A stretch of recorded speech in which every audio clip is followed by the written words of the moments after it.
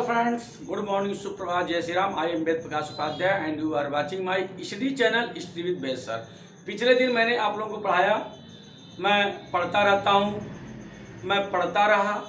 ऐसे वाक्यों का अनुवाद बनाते समय subject plus go on, goes on, went on plus verb की फर्स्ट फॉर्म में आईएनजी जुड़ते थे। जैसे मैं पढ़ता रहता हूँ, आई गो ऑन रीडिंग, वह पढ़ती रहती है।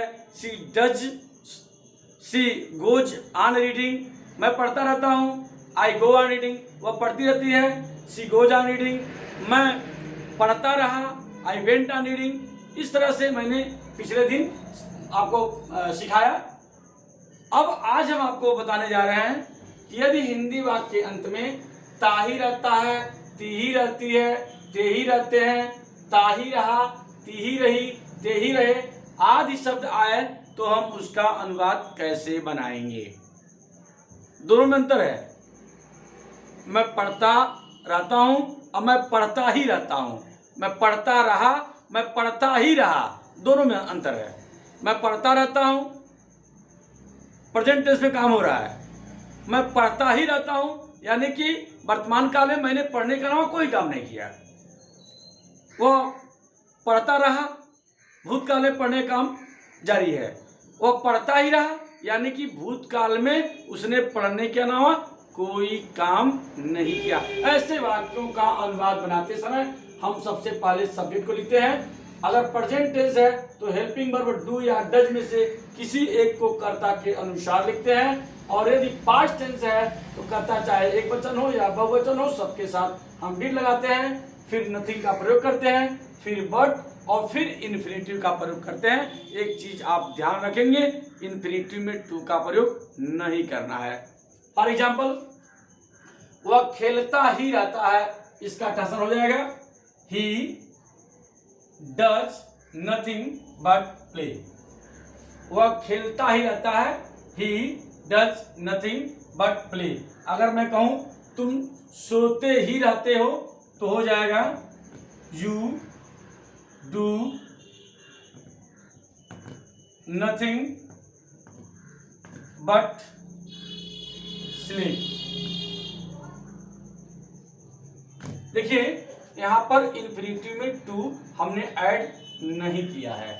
अगर इसी को ऐसे कहें, क्या वह खेलता ही रहता है, तो क्या हो जाएगा? क्या वह खेलता ही रहता है, हो जाएगा does he do nothing but play, question mark. अगर इसी को कहें वह क्यों खेलता ही रहता है, तो इंट्रोगेटिव वर्ड को हम पहले जोड़ देंगे, तो हो जाएगा why does he do nothing but play.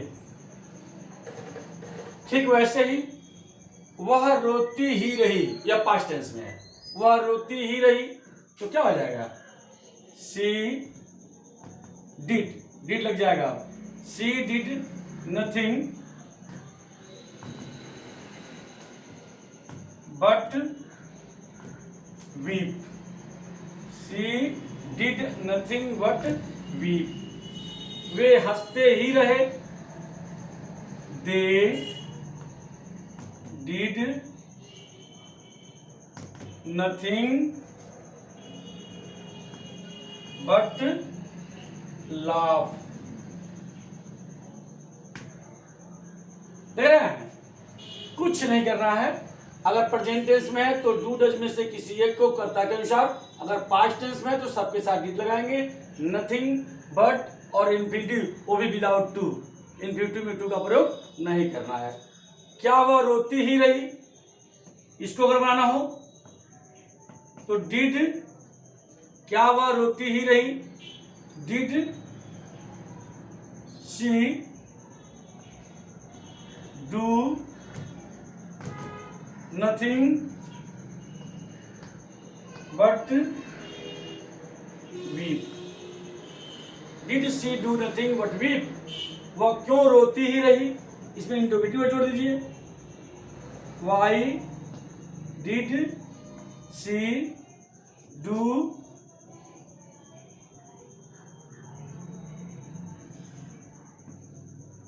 Nothing but weep question mark. मैं हंसता ही रहा। I did nothing but laugh. I did nothing but laugh. ठीक है, क्या मैं हंसता ही रहा? क्या मैं हंसता ही रहा? हो जाएगा did I do nothing but laugh.